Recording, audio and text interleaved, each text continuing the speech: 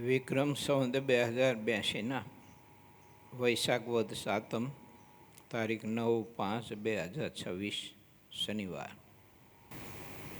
ભગવાન શ્રી હરિએ આપણે એવો સદવિચાર આપ્યો, જે આપણે સદવિચાર ગઈકાલે 25મા પૂરના 16મા તરંગમાં અંતિમ ભાગમાં સમજી ગયા, શ્રવણ કરી ચૂક્યા. એ વિચાર મહારાજે આપ્યો છે કે સંસ્કાર વિના, સમજણ વિના, જ્ઞાન વિના, પરમાત્માના આશ્રય વિના આ જગતની ગમે તેવી મોટપ મળે, રાજ્ય મળે, ધન સંપત્તિ મળે, સત્તા મળે, ઘણો બધો સમાજ મળે અને ઘણા બધા સમાજ તરફથી એને પ્રશંસા, ખુશામતી, પ્રતિષ્ઠા પ્રાપ્ત થાય, અને એ બધું જ નકામું છે, દુઃખરૂપ છે. જો ભગવાનનો આશ્રય ન હોય ને સાચી સમજણ જો ન હોય ને જ્ઞાન ન હોય કે ઠેઠ પ્રકૃતિ પુરુષથી માંડી અને પાતાળ સુધીનું બધું યચકિંચિત જે આપણે જોઈ રહ્યા છીએ એ બધું જ નાશવંત છે અને દુઃખરૂપ છે. આવું જ્યાં સુધી જ્ઞાન નથી અને એક પરબ્રહ્મ પરમાત્મા જ સુખરૂપને મોક્ષના કલ્યાણના, આત્યંતિક કલ્યાણના દાતા પરબ્રહ્મ પરમાત્મા છે ને પ્રભુ એક જ કરતા હરતા છે. આવી રીતનું જ્ઞાન અને સમજણ જો હોય તો એને સતાઈ ન હોય, સંપત્તિ ન હોય,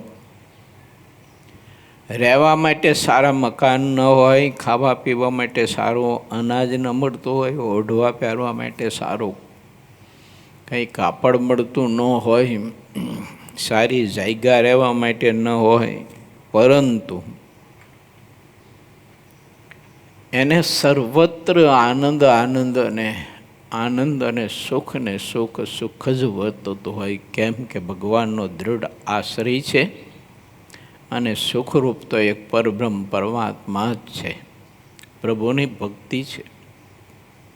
બાકી આપણે બધું માનીએ છીએ પણ એ બધું જ દુઃખરૂપ છે.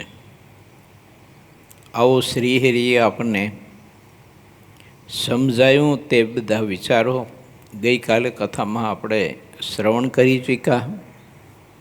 હવે આજે આપણે આગળની કથામાં પ્રવેશ કરીએ.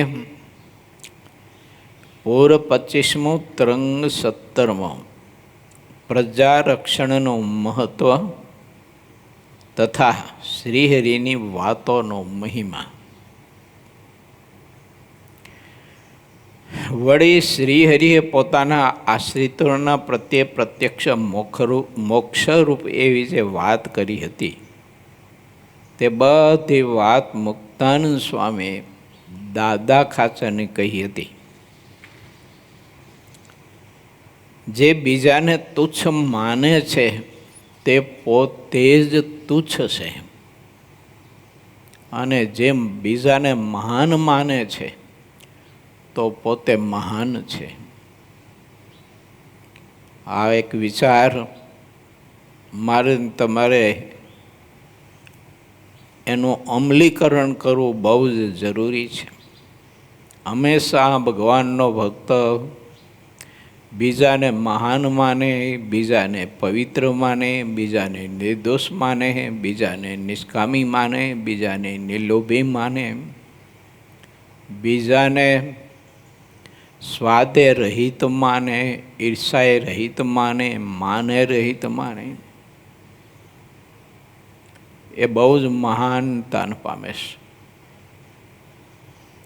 અને બીજાને કામી, ક્રોધી, લોભી, ઈર્ષાવાન વગેરે વગેરે દોષથી જો માનતો હોય તો પોતે અનેક દોષથી ભરાઈ જાય છે અને અંતે જીવ દુઃખી બહુ થાય છે. કારણ કે બીજાને તુચ્છ માનવાથી માણસ પોતે જ તુચ્છ બની જાય છે. બીજાને હલકા માનવાથી પોતે જ હલકો થઈ જાય છે. એટલે મહારાજે પ્રથમના 58માં ભગવાન કે ભગવાનના સત્પુરુષ એને જેવા જાણે એવો પોતે થાય છે એ વાત બતાવીશ આપણને. માટે ભગવાનના ભક્ત સદગ્રસ્ત હોય, ત્યાગી હોય, નાના હોય, મોટા હોય, પણ આપણા કરતાં એને ઘણા બધા શ્રેષ્ઠ, મહાન અને નિર્દોષ માનવા જોઈએ. જો આપણે નિર્દોષ થવું હોય તો, અને સદોષ થવું હોય તો ભગવાનના ભક્તને બધાને દોષિત માનવા, જેને કરીને જીવ સદોષ થાય છે. અને એનામાં દોષ ન હોય તો પણ આવીને ઘર કરીને વાસ કરીને રહે છે. આ વાત મહારાજે મધ્યના 11માં પણ બતાવીશ. ભગવાનનો ભક્ત ભગવાન કે મોટા પુરુષની આજ્ઞા કરીને સેવા પરિચર્યા કરતો હોય અને એનો જે અવગુણ લે છે તો મહારાજ કે એનામાં પરિવારે સહિત અધર્મ આવીને વાસ કરે છે. ત્યારે જીવ હાવ તુચ્છ થઈ જાય છે.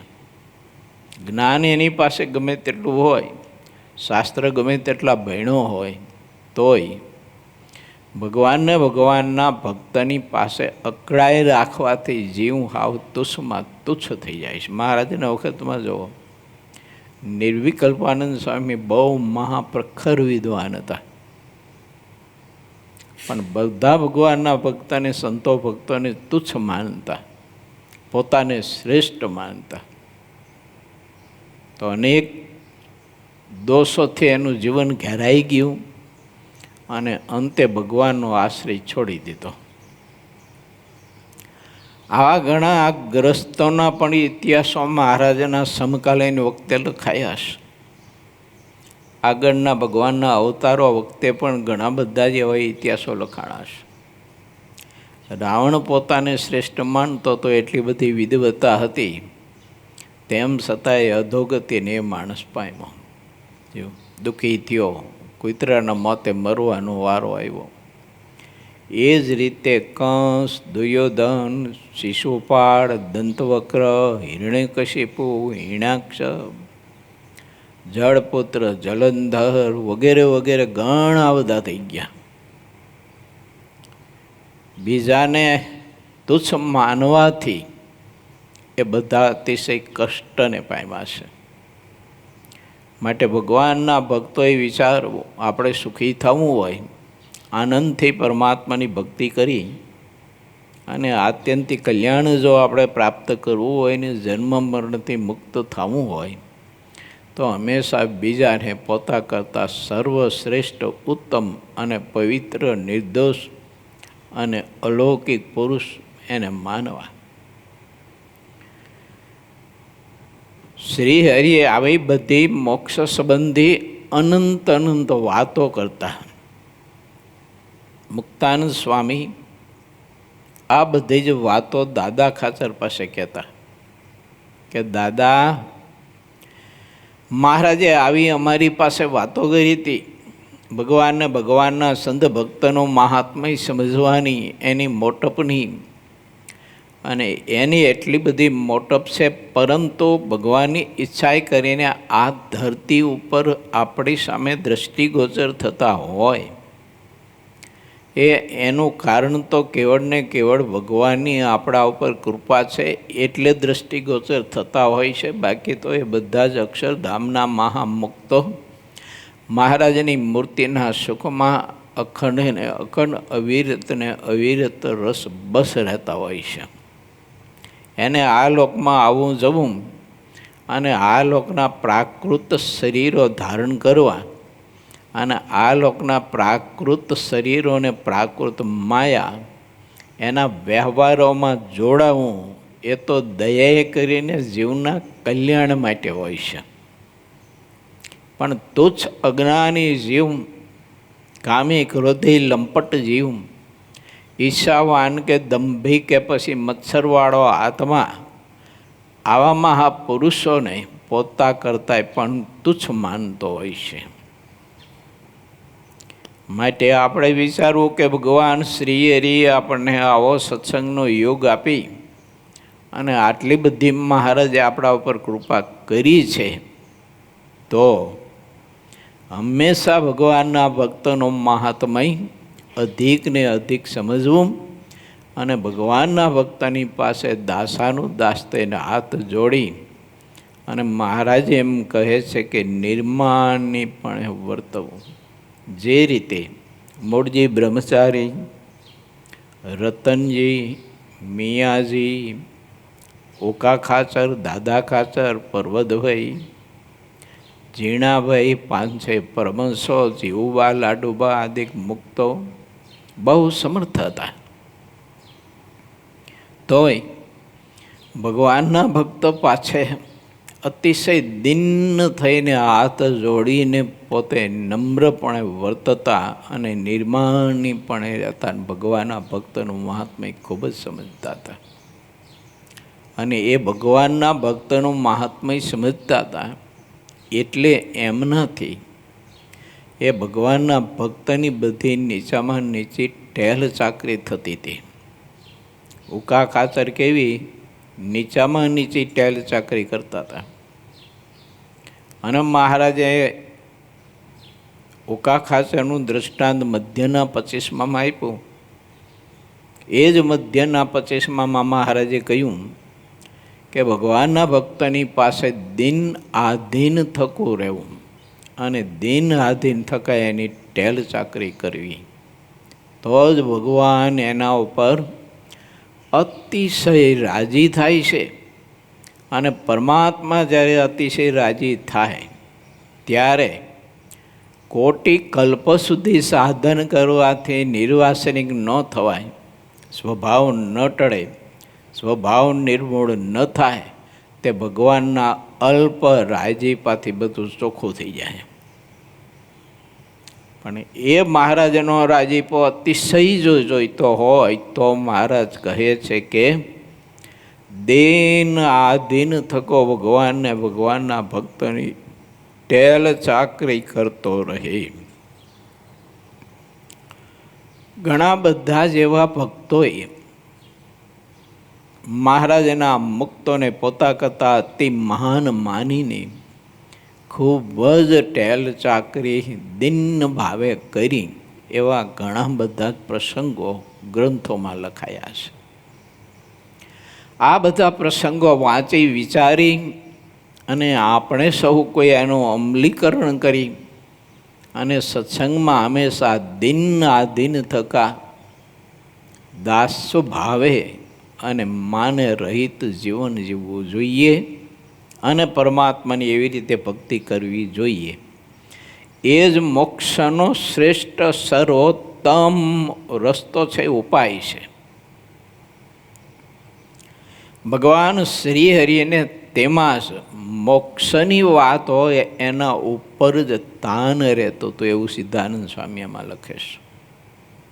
જે વાતમાં જીવનો મોક્ષ હોય, જે વાતમાં જીવનું કલ્યાણ થાય એવી વાત હોય તો એના ઉપર શ્રી હરિને બહુ તાન રહેતું. અને તે વાત મહારાજ ખાતા પીતા હાલતા ચાલતા પ્રત્યેક ક્રિયામાં મહારાજ એ વાતો કરતા રહેતા.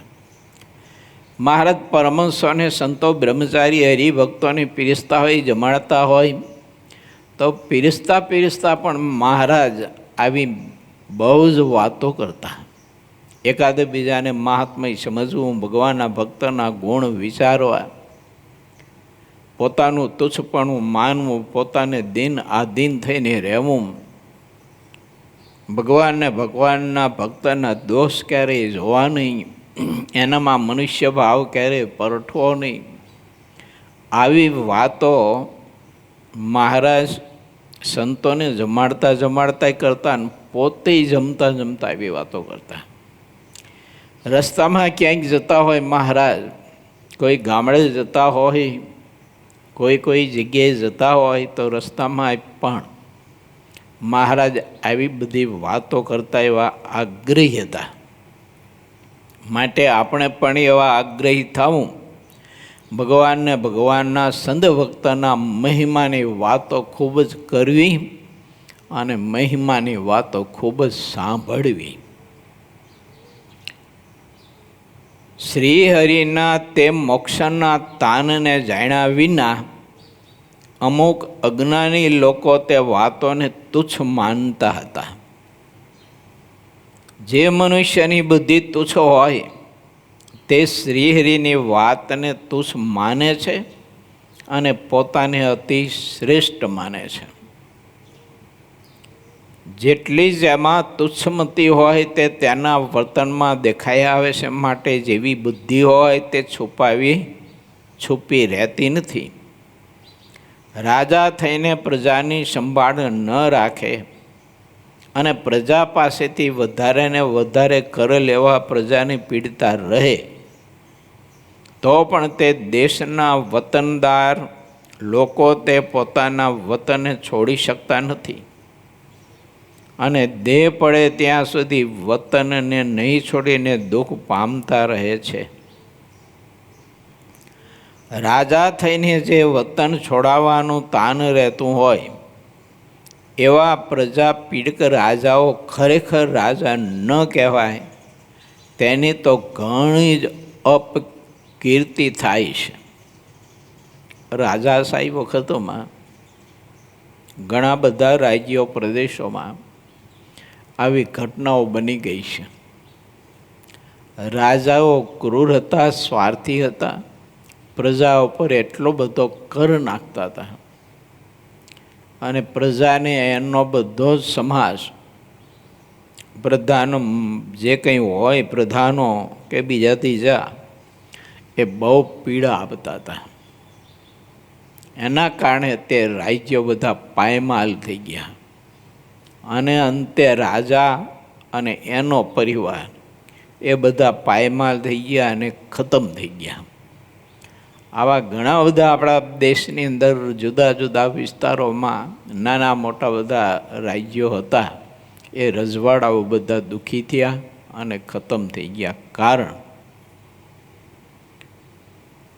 ગરીબની હાય, ગરીબનો અંતર દુભાય એનો દોષ શાસ્ત્રમાં બહુ લખ્યો છે, ઘણો બધો લખ્યો છે. એટલે ભીષ્મ પિતાએ યુધિષ્ઠિર રાજાને કહ્યું હતું કે ભલે તું આ હસ્તિનાપુરનો સમ્રાટ બન્યો પણ કોઈ ગરીબને દુભવતો નહીં. જો કોઈ ગરીબને તું દુભવીશ તો તારા વંશે સહિત તારો નાશ થશે. માટે પ્રત્યેક સદગ્રસ્ત કે ત્યાગી એને વિચારવું કે પોતાની નીચે જે કંઈ કર્મચારી વર્ગ હોય કે પછી દાસ વર્ગ હોય તો એનું હિત અને રૂડું થાય એવું વિચારવું, પરંતુ ક્યારેય એનું શોષણ ન કરવું. મહારાજે શિક્ષાપત્રીમાં પણ આ વિચાર આપ્યો છે.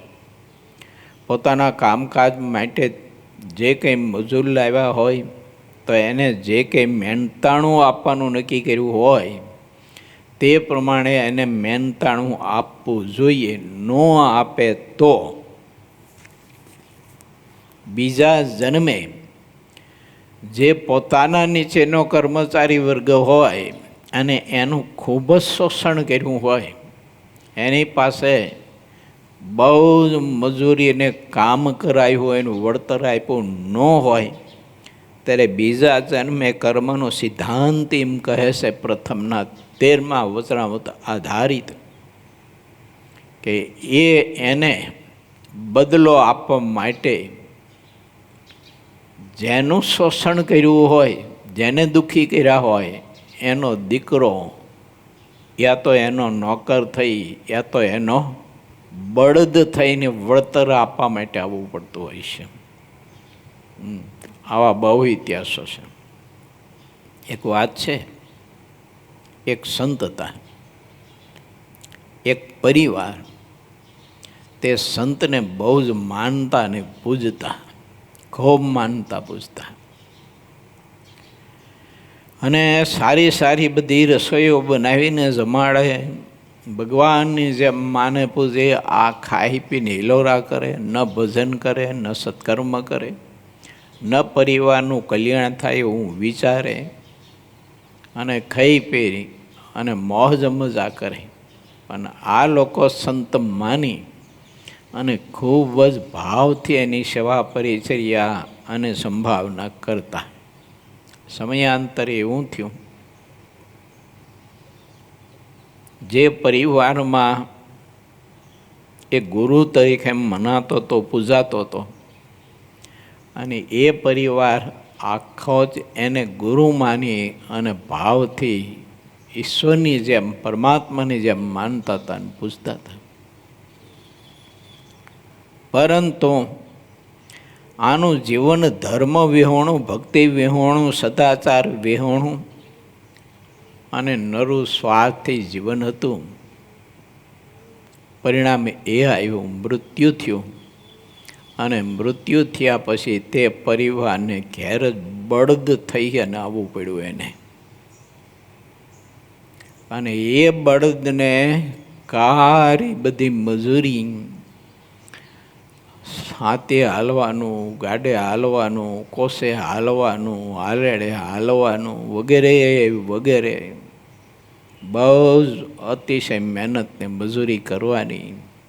ઉપરથી પરોણા મારે, પરોણાની ઓલી ખીલી અંદર નાખી હોય ને એ આરના ગોદા મારે, લોહી લોહાણ થાપો કરી નાખે. એવી પીડા, એવી પીડા. ઘણા વર્ષ સુધી આમને આમ આ વળતરીને આપવું પડ્યું. પણ ભગવાનની કંઈક કૃપા, ભરતજીની જેમ એને પૂર્વની જ્ઞાનની સ્મૃતિ થઈ અમુક સમય પછી બળદના દેહમાં. જેમ ભરતજીને મૃગલાના દેહમાં પણ પૂર્વની સ્મૃતિ થઈ હતી, અને એટલા વાસ્તે જ ભરતજીએ એ મૃગદેહમાં રહેવા છતાં પણ લીલું અને સૂકું ઘાસ ખાવાનું છોડી દીધું અને એમ કરીને દેહને છોડ્યો. એ રીતે આ સંત મહાત્મા જે પરિવારનો ગુરુ થઈને બેઠો હતો અને નહોતો ધ્યાન ભજન કરતો, નહોતી એના જીવનમાં સચ્ચાઈ, નહોતી એના જીવનમાં સાધુતા, નહોતી કોઈ ઉપર દયા કે આ પરિવારના કલ્યાણ માટે એ કશું જ કાંઈ જ કરેલું નહીં.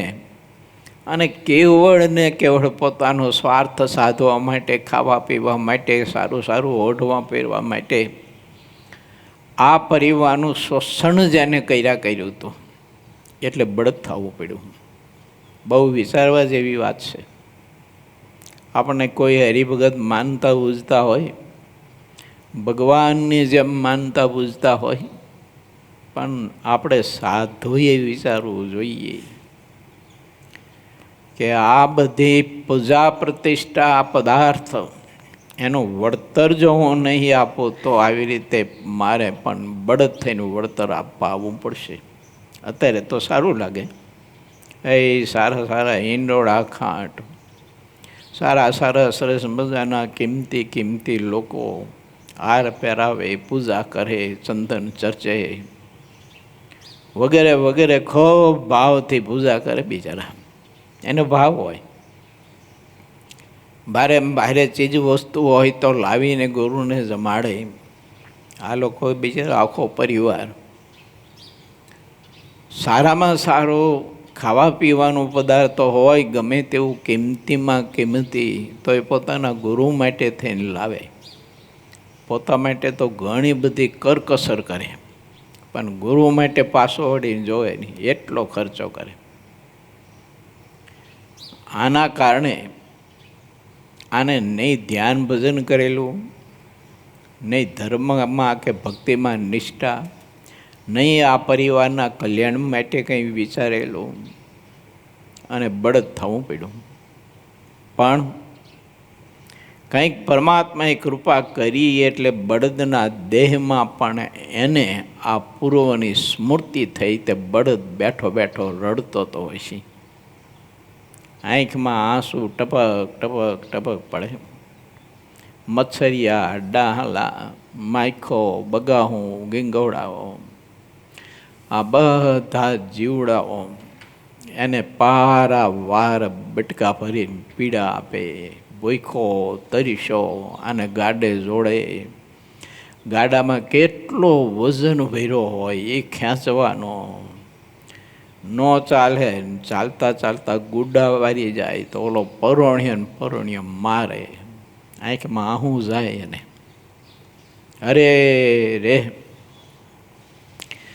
ગુરુ થઈને પરિવારને બહુ છેતરો, અંધારામાં રાખ્યો પરિવારને, ડબલ જીવન જીવો. બતાવ્યું કાંઈ, કર્યું કાંઈ, વાતો કાંઈ કરતો તો મોટી મોટી ગુરુ મહિમાની, અને આ બધી છેતરપિંડી કરીને આવો મારે અત્યારે પારાવાર દુઃખને પીડા ભોગવવી પડે છે. તે બળદ રડતો તો બોલો. એમાં એક દિવસ ઘટના એવી બની કે જે પરિવારમાં એ બળદ થઈ એને કારી મજૂરી કરતો હતો અને આવા અનેક કષ્ટો ભોગવતો હતો. એમાં એક દિવસ એવી ઘટના બની કે એ પરિવારે સિઝન હતી એટલે સિઝન પાકી, ઘઉં સરસ મજાના પાક્યા અને એ ખરું લીધું. એ બળદને જે હાલેડામાં જોડેલો અને એ ઘઉં બધા પકવીને મોટો ઢગલો ઘઉંનો પડેલો, અને એમાં એ માલિકનો ભાઈ એટલે કાકા દીકરાનો એનો ભાઈ એ ઘઉં જોયા એટલે મનમાં સંકલ્પ થયો કે આ લોકો આગા પાછા હોય અથવા રાત્રે બધા સૂઈ જાય તો ફાંડ ભરીને ઘઉં ઘેરે લઈ જાઉં. એમાં બરોબર સમયને લાગ જોઈ અને જાડી પછેડી પાથરી અને ઘઉં તે પછેડીમાં ભરવા માટે થઈ અને તૈયારી કરી. અને ત્યારે ઓલા બળદે અવાજ કરીને કહ્યું કે ઓ ભાઈ, ઓ ભાઈ, પારકા અનાજની ચોરી કરીશ નહીં, પારકા અનાજની ચોરી કરીશ નહીં. ઓલાને આશ્ચર્ય થયો, આ કોઈ માણસો નથી, કોઈ નથી, અવાજ ક્યાંથી આવે છે? ત્યાં વરી પાછો બળદ બોલ્યો, એ ભાઈ રૂક જાઓ,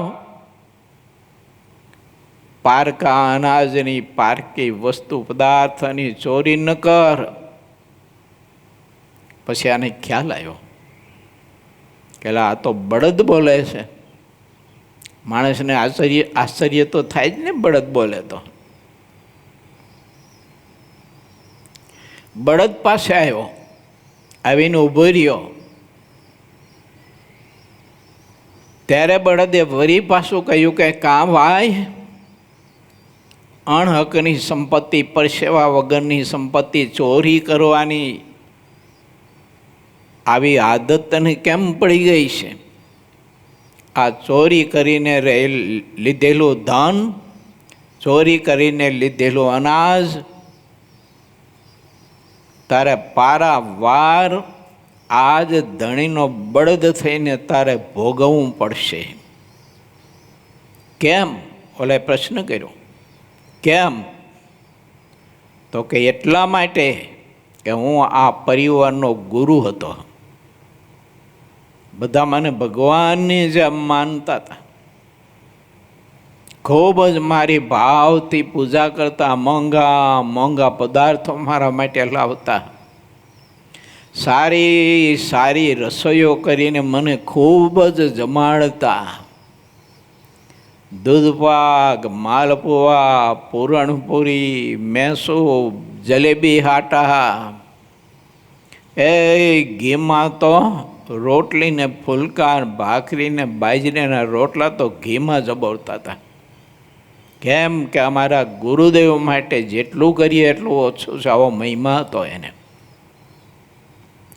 પણ હું લંપટ, હરામી આખા પરિવારને એનો ગુરુ થઈને છેતરતો હતો, અંધારામાં રાખતો હતો. એ મને જે માનતા હતા, જે રીતે માનતા હતા, એ માહિલું મારામાં કશું જ હતું નહીં. હું દંભી હતો, કપટી હતો. મેં આખી જિંદગી નકરી લુચ્ચાઈ જ કરી, નરા વિષયો જ ભોગવ્યા અને લોકોને શાસ્ત્રોના દૃષ્ટાંતો આધારો આપી અને જ્ઞાનની વાતો કરી અને લોકોને એટલા બધા છેતરા ભરમાવ્યા. આવું ન કરવાનું બધું કરી અને ઘી કેળા કરી અને આખી જિંદગી ખાધું પીધું. અને એટલે ભાઈ મારે વળતર દેવા માટે બળદ થઈને આવવું પડ્યું છે. ને કેટલા વર્ષથી હું આના હાથી ગાડે ને કોસે ને હાલડે ચાલું છું ને માર ખાઉં છું. મારી પીઠ તો જો પરોણાના પ્રહાર કરી અને પીઠના ચામડા તોડી નાખ્યા છે ને ખીલીની આરના ગોદા મારી અને ચારેય બાજુ મને મારી પીઠને લોહી લોહાણ કરી નાખીને પારાવાર પીડા થાય છે.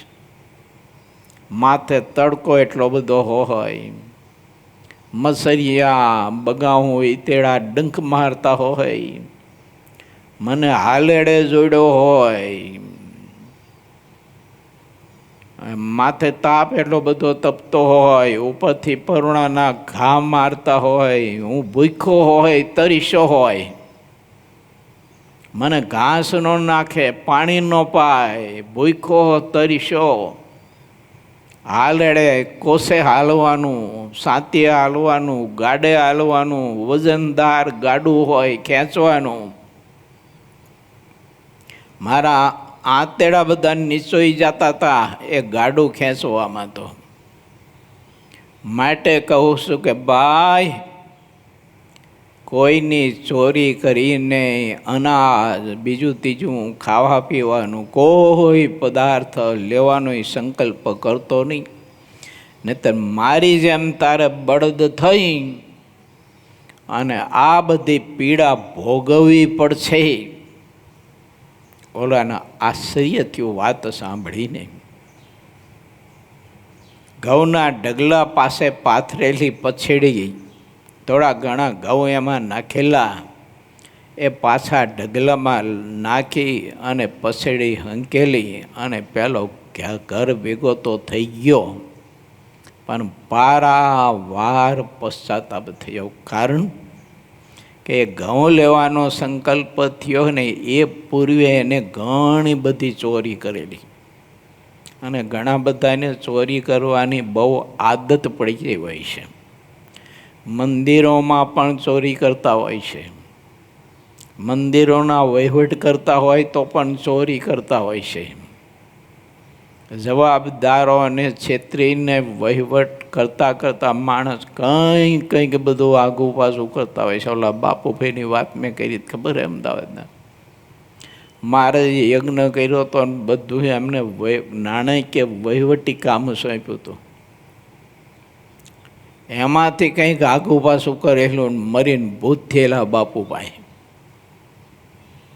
માટે વિચારવું આપણે, કોઈની મંદિરની નહીં, કોઈ સદગ્રસ્તની, કોઈની શેઠ સાહુકારની, ગરીબની. તમે ગમે ત્યાં જોબ કરતા હોય, સરકારશ્રીની પોસ્ટ ઉપર જોબ કરતા હો, ચોરી મત કરો. એક પૈનું આગું પાછું નહીં કરો. આ એક પૈનું આગું પાછું કર્યું ચોરી કરી તો બધું ભોગવવા આવવું પડશે. મેં આવું ઘણું બધું જોયેલું છે. એક જગ્યાએ હું રહેતો, ધનુર્માસ હોય, હરિભક્તો વહેલા ધનુર્માસમાં આવતા હોય, બહાર બધા બાઇક પોતાના બધા પાર્કિંગ કરતા હોય, આંકડી શેરી હોય, અંધારું ગમગોર હોય, અને અમુક હરિભગત બીજાના બાઇકમાંથી નળી નાખીને પેટ્રોલ પોતાના બાઇકમાં પૂરતા. આવું બધું જોયેલું છે મેં. ત્યારે એમ થતું કે આને ધનુર્માસમાં અહીંયા આવે છે દર્શન કરવા, પણ આનું શું ફળ મળે?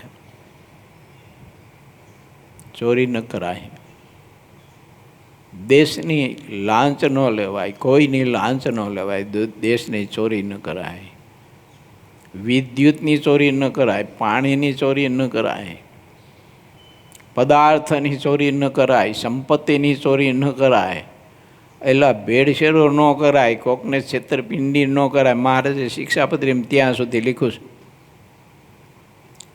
કોઈ પાસે પોતે કાંઈક લીધું હોય, જેની પાસેથી એ મૃત્યુ પામ્યા હોય, એના છોકરાને ખબર ન હોય, તો પણ મહારાજ કે તમે એ છાનું ન રાખતા એના દીકરાને તમે જાહેર કરી દેજો કે તારા બાપુજી પાસેથી મેં આટલા પૈસા વ્યાજવા લીધા હતા, આટલું વ્યાજ આટલા વર્ષનું ભેગું થયું છે, મારે તને આપવાનું છે, અને એ પૂરેપૂરું વળતર આપી દેવું, અને જો ન આપ્યું તો બળદ થઈને પછી દેવા માટે જવું પડશે.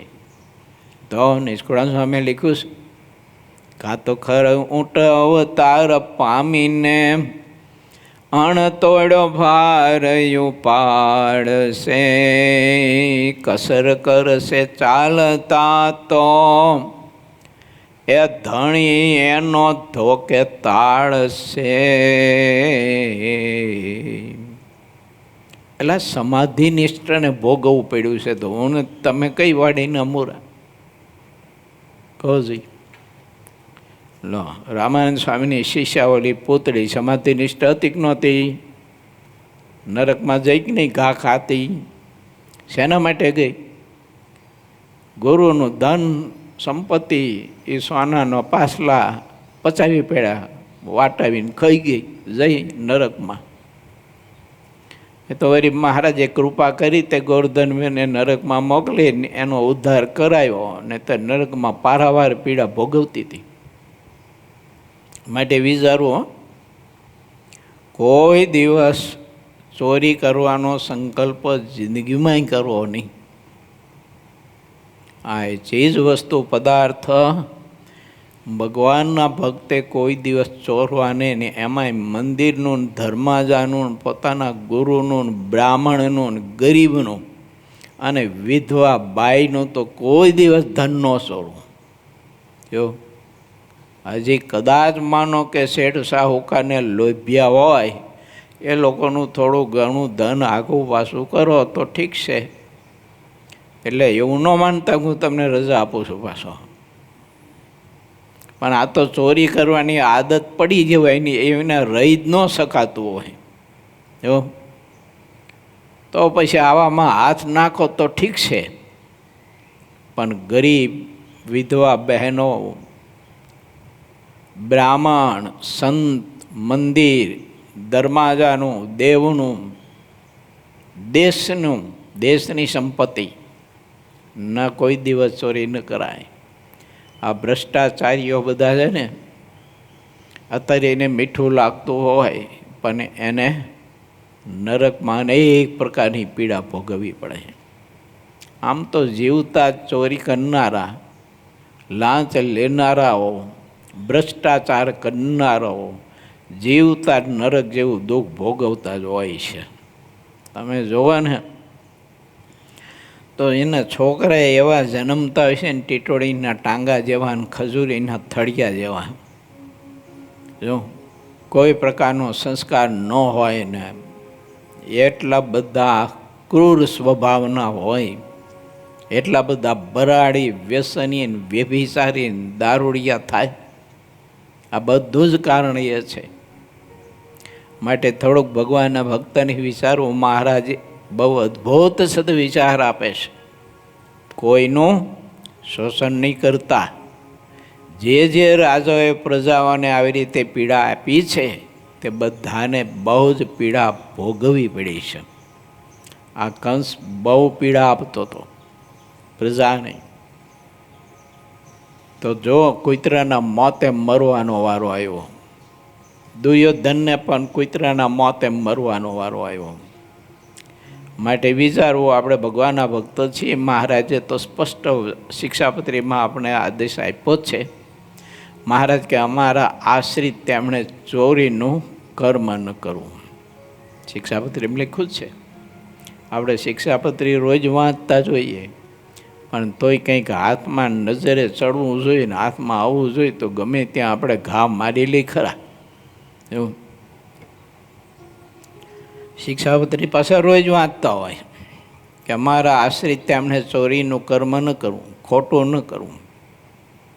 આમ હું સાધુ છું અને તમે મને સાધુ માનીને માનતા બૂઝતા હોય, સારું સારું પદાર્થ ખાવા પીવાનું બધું આપતા હોય, અને હું ધ્યાન ભજન કરતો ન હોય, સાધુતાના એકે નિયમ પાળતો ન હોય, અને તમારે બધાની છેતરપિંડી જ કરતો હોઉં, અને ખાઈ પીને ઘી ગેળા કરતો હોઉં, અને તમને તો ખૂબ જ દિવ્ય ભાવ હોય, શાસ્ત્રના બધા આધાર લઈને સંત પૂજા અને સંત મહાત્માની સંત સેવાની ખૂબ જ મહિમાની વાતો કરતો હોવ, એટલે તમને બધાને તો એમ જ થઈ જાય કે વાહ વાહ, આવા સંતની સેવા મળી એટલે આપણું તો કલ્યાણ થઈ ગયું. તો તમારું તો કલ્યાણ થાય, પણ ઓલાને બળ થવું પડે. એમાં હાલે નહીં. કર્મનો સિદ્ધાંત છે. કર્મ છે ને એ ત્યાગી કે ગ્રસ્ત એમનો જ હોય. કંઈ ગુરુ છે કે શિષ્ય છે, રાજા છે કે રંગ છે, વિદ્વાન છે કે અભણ છે, એમ કંઈ કર્મનો સિદ્ધાંત ન જ હોય. કર્મનો સિદ્ધાંત તો એક જ જોઈએ કે આને કેવું કર્મ કર્યું છે અને એ પ્રમાણે એનું એને ફળ મળે છે. માટે વિચારવું, કોઈ પ્રકારની ચોરી ન કરવી, ક્યારેય પદાર્થની નહીં, ગાઢ સંકલ્પની નહીં, દ્રષ્ટિની નહીં, સાંભળવાની નહીં, સ્પર્શાસ્પર્શની નહીં, કોઈ પણ પ્રકારની ચોરી ન કરવી. આપણે એમ થાય કે સ્પર્શાસ્પર્શની, શબ્દની, દ્રષ્ટિની ચોરી, તો કે હા એ પણ થાય.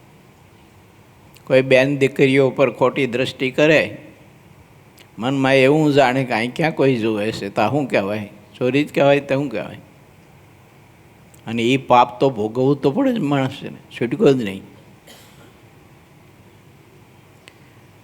પોતાને આશરે રહેલી પ્રજાને જે રાજા પીડે છે તે સાચો રાજા ન કહેવાય. જે પ્રજાનો રક્ષક હોય તે જ સાચો રાજા કહેવાય છે.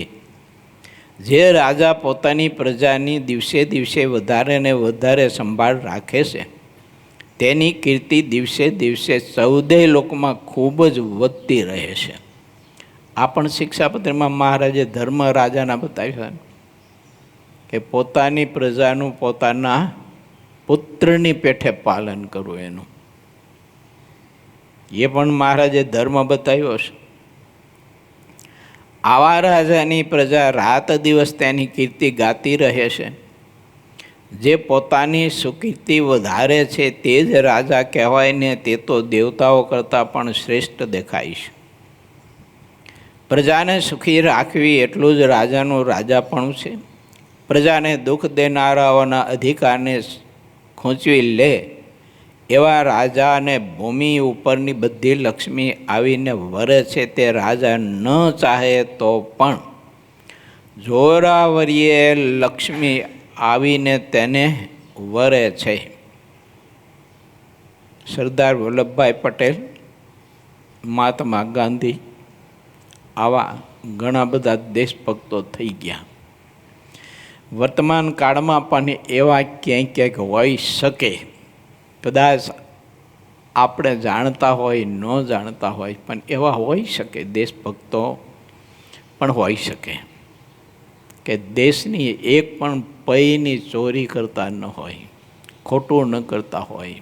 આવા જૂજ ક્યાંક હોય, બહુ ઓછા હોય. બાકી તો ઓલો બધો સમાજ ઝાઝો હોય, ખઉદરો સમાજ ઝાઝો હોય. આવા બહુ ઓછા હોય. આપણા વડાપ્રધાન નરેન્દ્ર મોદી સાહેબ દેશ માટે ને દેશ બાંધવો માટે કેવું શ્રેષ્ઠ ચોખ્ખું જીવન જીવે છે. એમ હોય ઘણા બધા, ન હોય એવું નથી, પણ મેં કહ્યું તેમ ખઉદરા ઝાઝા હોય છે. તો સરદાર વલ્લભભાઈ પટેલના ઘરમાં તમે જુઓ ને, એમ કહેવાય છે કે 200 કે 250 જેવા રૂપિયા એ જ્યારે ધામમાં ગયા ને ત્યારે એના ઘરમાંથી નીકળ્યા. કેટલા? 200-250 જેવા રૂપિયા. અને એ તે મહેનતના હો, પાછા દેશના નહીં, દેશની સંપત્તિ નહીં, હા એ પોતાની મહેનતની. કેટલું આદર્શ જીવન કહેવાય. આવા જો દેશને મળે તો દેશ કેટલો સમૃદ્ધ બને, કેટલો આદર્શ બને. એટલે કોઈ ભ્રષ્ટાચારીઓ જીવન જીવતા હોય તો છાને જીવતા હોય, પરંતુ આપણે ભ્રષ્ટાચારી જીવન કદી પણ જીવાય નહીં, નહીંતર ભોગવવું પડે.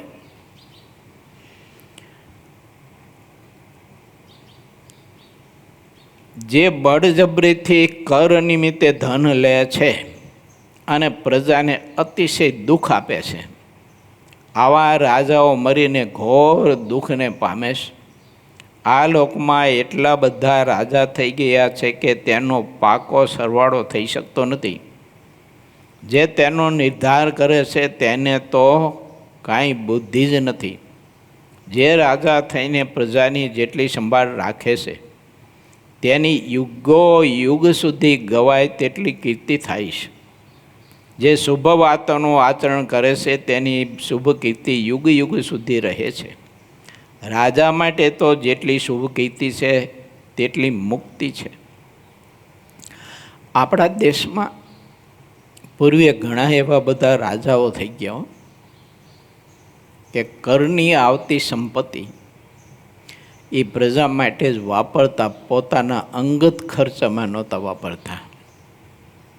અને પોતે રાજા હોવા છતાંય જાતે ખેતીનું કામ કરી અને ખેતીમાં જે ઉપજ આવે એમાંથી પોતાના પરિવારનો નિભાવ કરતા હતા. પણ રાજ્યની ધન સંપત્તિ કોઠારમાંથી એક પૈ પણ નહોતા વાપરતા. એ સતત એવું ધ્યાન રાખીને સમજતા કે આ કરની સંપત્તિ તો બધી પ્રજાની છે. આ ટેક્સ જે આપણે ભરીએ તો દેશમાં ટેક્સની સંપત્તિ મૂળ તો બધી પ્રજાની સંપત્તિ છે. અને એમાંથી જે લોકો ભ્રષ્ટાચાર કરી અને પૈસાનું આઘું પાછું કરીને ચોરી કરતા હોય એને તો કેટલું ભોગવવું પડે એમ. હવે જે રીતે દેશનું છે એ જ રીતે મંદિરો, સંસ્થાઓ, ધાર્મિક સંસ્થાઓ, મંદિરો, એમાં પણ એમ જ છે કે જે સંપત્તિ આવે એ બધી આશ્રિત વર્ગની હોય છે. અને એ દેવ માટે, મંદિર માટે અને સમાજ માટે આપતા હોય છે. પછી એ સંપત્તિનું જે કંઈ લોકો આઘું પાછું કરે, ચોરી કરે, બીજું ત્રીજું કરે, તો એને પારાવાર પીડા જીવતા તો ભોગવવી જ પડે, પણ મર્યા પછી બહુ ભોગવવું પડે. દેશની સંપત્તિ કરતાંય પણ મંદિરોની, ધર્મસ્થાનોની સંપત્તિ એ તો બહુ અતિ ખતરનાક પીડા આપે. જોકે દેશની સંપત્તિ પીડા તો એટલી જ આપે, પણ આ તો અતિશય આપે. માટે ભગવાનના ભક્તોએ વિચાર્યું, પોતે રાજા થઈને પ્રજાને જે રીતે પીડે છે અને જેટલું અશુભ આચરણ કરે છે તેની તે રીતે તેટલી અપકીર્તિ થાય છે. યુગો યુગ સુધી તેની નિંદા લોકો કરતા રહે છે. અન્યાયી રાજાના શરીરનો નાશ થાય છે, પણ તેની અપકીર્તિનો નાશ થતો નથી. જેને શુભ કીર્તિની ચાહના રહે છે તેવા રાજાઓ તો દેવ જેવા છે. પ્રજાની સંભાળ રાખવા માટે ભગવાને તેવા શુભ રાજા, એને આ બધો અધિકાર પ્રભુએ આપ્યો હોય છે. આખો સતયુગ વયો ગયો, ત્રેતાયુગ વયો ગયો, દ્વાપર યુગ વયો ગયો. તે યુગમાં રાજાઓએ જેને જેણે અધર્મ કર્યું અને પ્રજાની પીડી, એના ઇતિહાસો હજી ગવાય છે. તારે નથી ગવાતા? રાવણના ગવાય કે નથી ગવાતા? કંસના દુર્યોધનના ગવાય છે કે નથી ગવાતા? હિરણ્યકશ્યપ હિરણ્યાક્ષના ગવાય છે કે નથી ગવાતા? આવા તો કંઈક બધા થઈ ગયા. હા, એના ઉપર આખા યુગ બદલાઈ ગયા, તોય એની અપકીર્તિ હજુ પણ ગવાય છે. માટે વિચારવું આપણે ભગવાનના ભક્ત છીએ, માટે ભગવાન શ્રીએ આજ્ઞા કરી એ પ્રમાણે ત્યાગી અને ગ્રસ્ત તમે ને અમે બધાએ જીવન જીવવું જોઈએ. ભગવાનની જેવી મરજી હોય તે પ્રમાણે જે રાજા ચાલે તેનો ભગવાન ઉદ્ધાર કરે છે, તેમાં લગાર પણ ખોટું નથી. ભગવાનની મરજીનો જેટલો લોપ કરે છે તેને ભગવાન દેખતા રહે છે. તે રાજા ચાહે તેટલો મોટો હોય પણ તેની અસદગતિ થાય છે. શ્રી હરિએ પોતાના આશ્રિતોની આગળ આવી વાત બહુ વાર કરી હતી. તે વાત મુક્તાનંદ સ્વામી દાદા ખાચરને કહેતા હતા. ભગવાન સંબંધી વાતોનો મહિમા, તે વાત હું આધારાનંદ સ્વામી કહું, હરિભક્તો પ્રત્યે કહું છું. શ્રીહરિની વાતો અલૌકિક કહેવાય છે. શ્રીહરિની સર્વે વાતો દુર્લભમાં પણ અતિશય દુર્લભ છે. શ્રીહરિની વાતો તો વેદ અને પુરાણોનો પણ જીવન છે. આ વાતો સૌનું ભૂષણ છે ને સર્વે સાધનોનો રસ છે.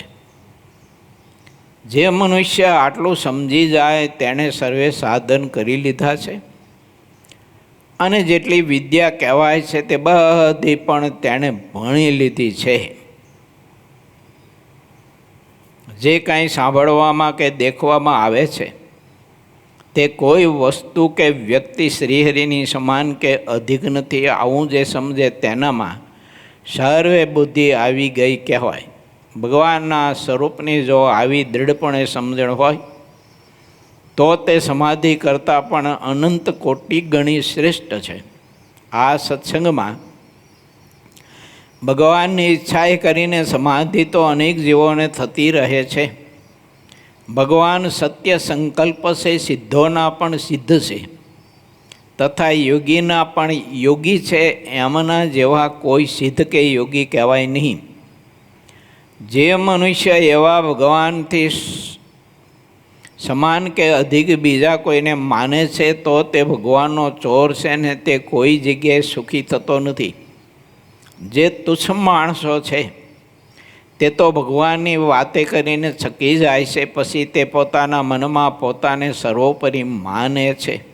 ભગવાનની વાત સાંભળ્યા વિના ભગવાનનો જેવો પ્રતાપ છે તે યથાર્થ રૂપમાં જણાતો નથી, અને પ્રતાપને જાણ્યા સિવાય મહિમા દેખાતો નથી, અને મહિમાને જાણ્યા વિના તો જીવ અજ્ઞાની અંધ સમાન રહે છે.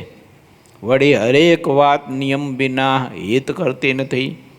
જે માણસ નિયમમાં જેટલો વધારે કે ઓછો વર્તે છે તેટલું તેને અંતરમાં ક્યારેય સુખ રહેતું નથી. જેના વર્તનમાં કપટ હોય છે તેનું કપટ જાહેર થયા વિના રહેતું નથી. જે કપટી હોય છે તેનું કલ્યાણ થતું નથી, કારણ કે કપટ ભગવાનથી છાનું રહેતું નથી. કેવી હરીસા જેવી છે ને કથા, તમારા અમારા બધા માટે છે. જો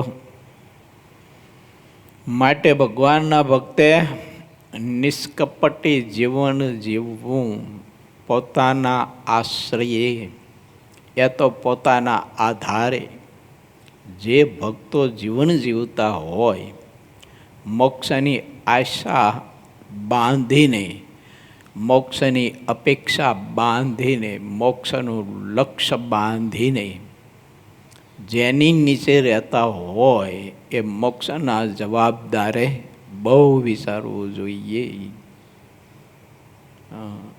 એની જેટલી છેતરપિંડી કરે, એને જેટલા ઉલ્લું બનાવે, અને એને ઉલ્લું બનાવીને જેટલો ભોગવટો કરે ને ભોગવે, એને તો પશુ કરતાંય પણ હીન અવતારો આવે અને બહુ પીડા ભોગવી પડે.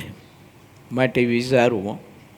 જો તમે કોઈ 2-5-25 મોભી મહિના હોય ને તો ખૂબ વિચારવું. કોઈનો ખોટો ઉપયોગ કરવો નહીં, શોષણ કરવું નહીં. ધન સંપત્તિ, ખાવા પીવાનું, ઓઢવા પહેરવા, હરવા ફરવાનું, પદાર્થ બીજું ત્રીજું. હું એક નાની પુસ્તિકા વાંચતો, તેમાં સુભાષચંદ્ર બોઝનો પ્રસંગ હતો.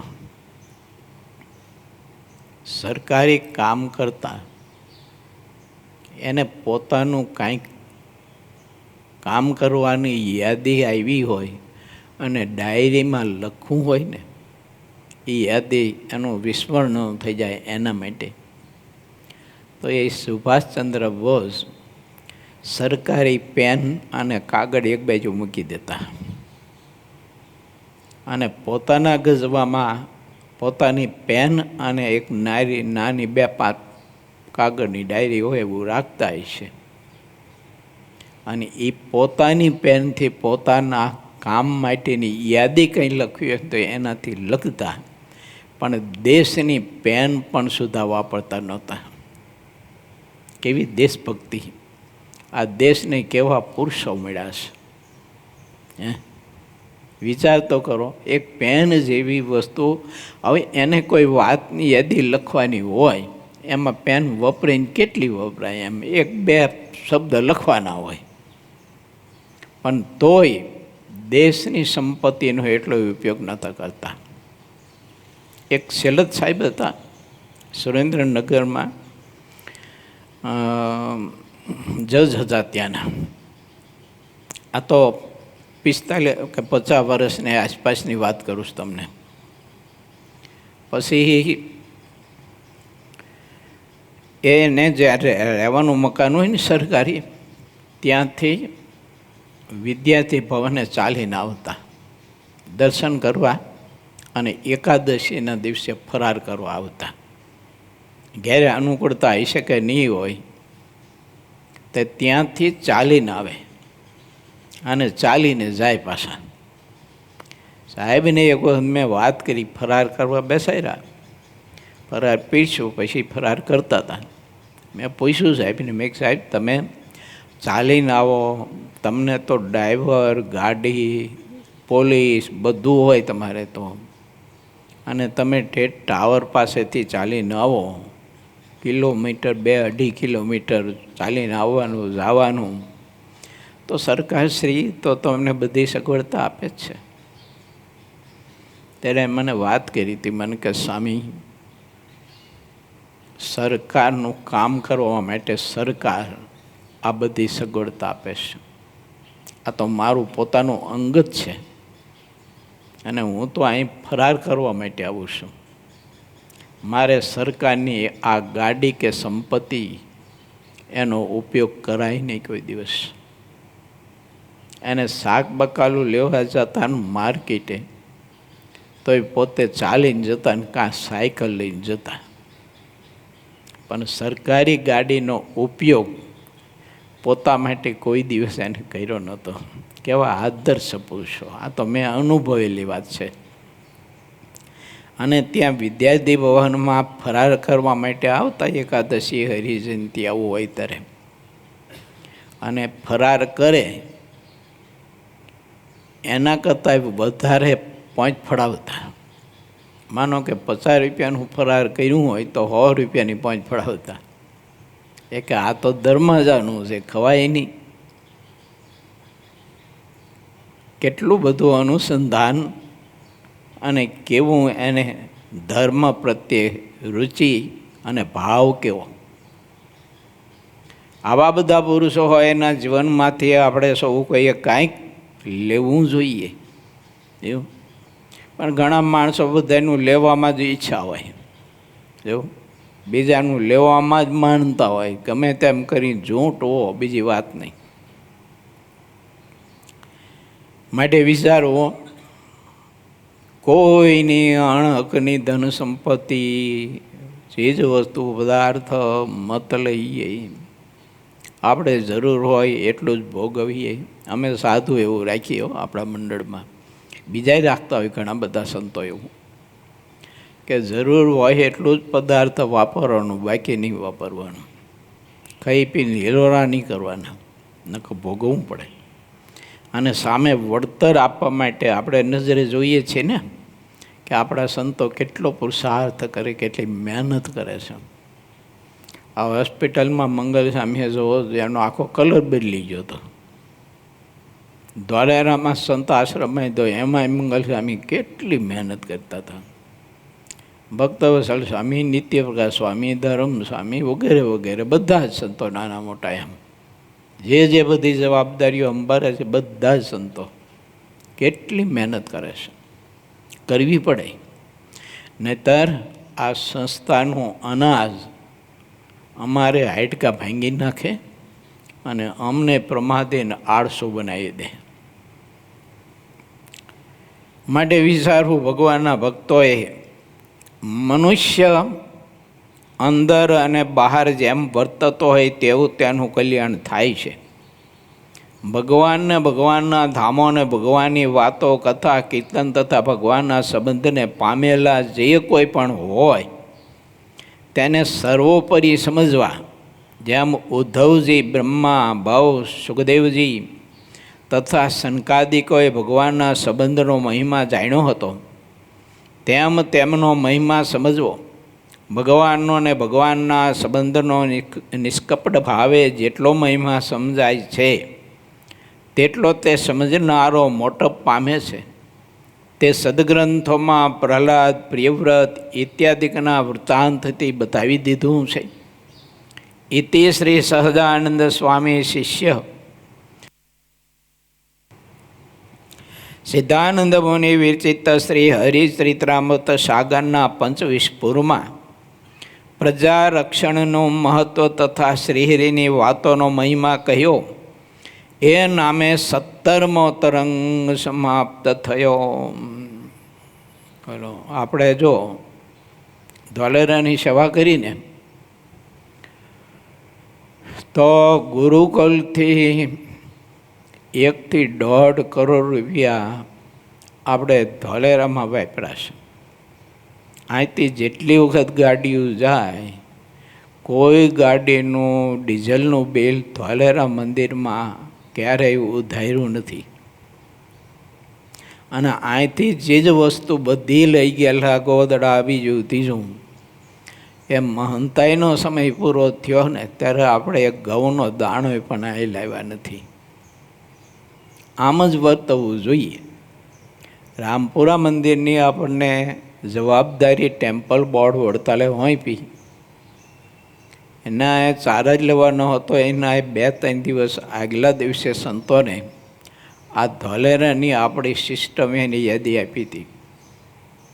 મેં કીધું રામપુરા મંદિરથી જોથાણ આપણા સ્થાને એક વેચી ગયેલું કેરું પણ આવવું ન જોઈએ.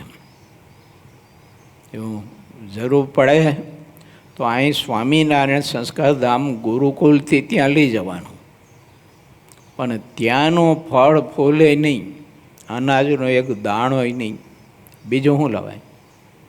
અને મેં કહ્યું સંતોને, મેં કીધું તમે ત્યાં થકી પધરામણીએ જાઓ, રામપુરા મંદિર થકી તમે પધરામણીએ જાઓ અને હરિભક્તો ધોતિયાના બીજા ત્રીજા ભેટ આપે તો તમારે રામપુરા મંદિર નારાયણ મુનિ દેવની પહોંચ ફાડીને આપી દેવાની. એ કોઠારે જમા કરવાનું. કેમ કે આપણે સેવક છીએ, આપણે દાસ છીએ. તો સેવકનો એ તો પરમ ધર્મ છે, દેવની સેવા કરવી. પણ મહારાજે કૃપા એવી કરી હો કે આપણે જોથાણમાં જમીન સંપાદન કરવાની હતી ને, એ રામપુરા મંદિરની જવાબદારી આવ્યા પહેલાં સંપાદન થઈ જાય. ન કે આપણો વહીવટ તો બધો સ્પષ્ટ અને પારદર્શક જ હોય ને છે ને રાખીએ છીએ, પણ તોય લોક કંઈક વિચારે કે રામપુરા મંદિરની મહંતી આવી પછી જમીન સંપાદન થઈ એમ. આવું લોકો અજ્ઞાની બધા હોય ને વિચારે. પણ ઠાકોરજીએ વ્યવસ્થા પહેલાં કરી દીધી કે એ હાથમાં વહીવટ આવ્યા પહેલાં જોથાણ જમીન સંપાદન કરવાનું કામ ઠાકોરજી હરિભક્તો દ્વારા પૂરું કર્યું. આ તો આપણી જાણ માટે વાત છે. એ જાણ એટલા માટે હું કરું છું કે આપણે બધાએ જીવનમાં આવું સ્પષ્ટ પારદર્શક જીવન જીવવું જોઈએ. માટે મહેરબાની કરીને કોઈની ચોરી ન કરવી, પદાર્થની ગાયલમેલ ન કરવી, ભેળસેળો ન કરવી, અધર્મ ન કરવો, વીજળીની ચોરી ન કરવી, પાણીની ચોરી ન કરવી, કોઈ પદાર્થની ચોરી ન કરવી, જિંદગીમાં આ ધંધો ન કરવો. જો માર ખાવો હોય જમપુરીમાં તો કરવો પાછો. જો આપણે માર ખાવો હોય તો પાછું કરવું, અને બળદ થવું હોય તો કરવું પાછું. તો સરસ મજાનો આવે વઢિયારો બળદ થાય અને પછી ગાડે ને હાલેડે બધે હાલે અને આખી જિંદગી પીડા ભોગવે. બહુ અદ્ભુત વાત સિદ્ધાનંદ સ્વામીએ આપણને પારદર્શક અરીસા જેવી બતાવી છે. વાલા ભક્તો, આજની કથા શ્રી સ્વામિનારાયણ સંસ્કારધામ ગુરુકુલ ધાંગધ્રા રૂપાળા ઘનશ્યામ મહારાજના સામીપ્યમાંથી થઈ છે. આવતીકાલની કથા સુરત મુકામે વ્યવસ્થા પ્રમાણે કાં જોથાણથી ને કાં રામપુરા મંદિરથી થઈ છે. આપની જાણ માટે સમગ્ર ભક્તજનોને ભાવથી મારા અને સમગ્ર સંતોના જય સ્વામિનારાયણ.